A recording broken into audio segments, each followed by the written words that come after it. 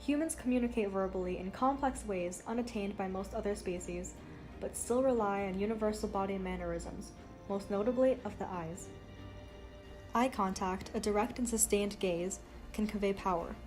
Willpower, spirit power, or predatory dominance. On the other hand, averted eyes display submission and fear, yielding to a stronger opponent.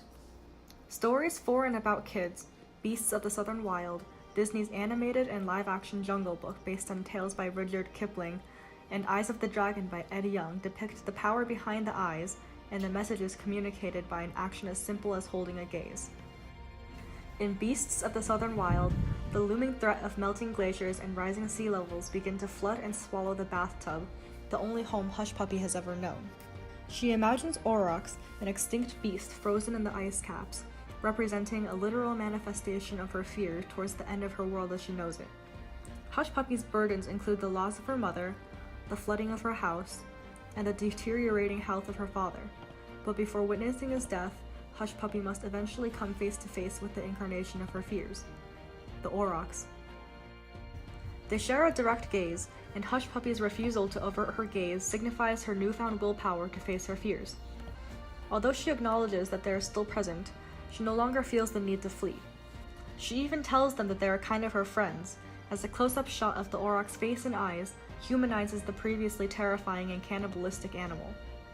The leading auroch first averts his gaze, an acknowledgement of Hush Puppy's dominance over her fears. Hush Puppy's pivotal eye-to-eye confrontation paves the way for her to stand and face any upcoming predicaments.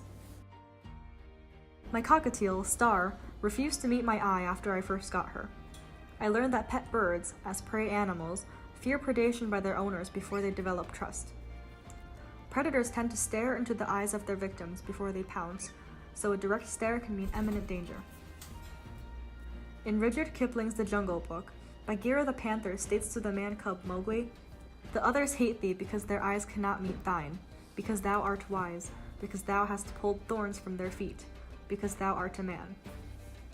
They avert their eyes in submission, knowing instinctively that humans, with weapons like fire, embody the apex predator. Before strangling her prey, Kaa's power of hypnosis allows her to fully manipulate her victims' minds and bodies in her coils. In the animated version, Kaa's dominance is purely predatory. Mowgli and Bagheera both attempt in vain to avert their gaze from Kaa to avoid the power of her mesmerizing stare, but she fixes on her victims even as they look away. In the live-action film, Kaa's power surpasses that of an ordinary predator. In her eye contact with Mowgli, her stare penetrates straight through his eyes and into his soul as she sees all the way back to his unretrievable memories. A quick zooming shot into Kaa's pupil during her storytelling shows the depth of her gaze as she recounts the history that even he no longer knows he recalls.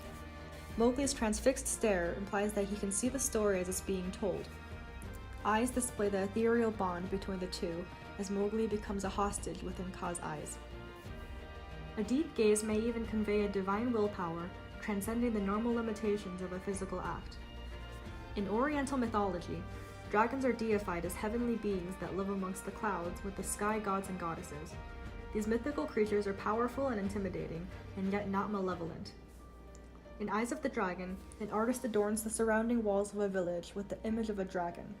Although realistic, the painting is lifeless and powerless, for the eyeballs have not yet been painted. The artist knows that the eyes would lend the dragon the power of divine life and the ability to serve the agenda of the gods. The newly born dragon embodies apocalyptic power that could lay waste to the village, but it does not hurt anyone or destroy its surroundings. Instead, it immediately shatters the wall where it was painted before disappearing into the sky. The dragon's pupils give it the power to transcend its two-dimensional form and simultaneously break down the walls separating the village from the outside world, ending the sheltered community that the minister envisioned.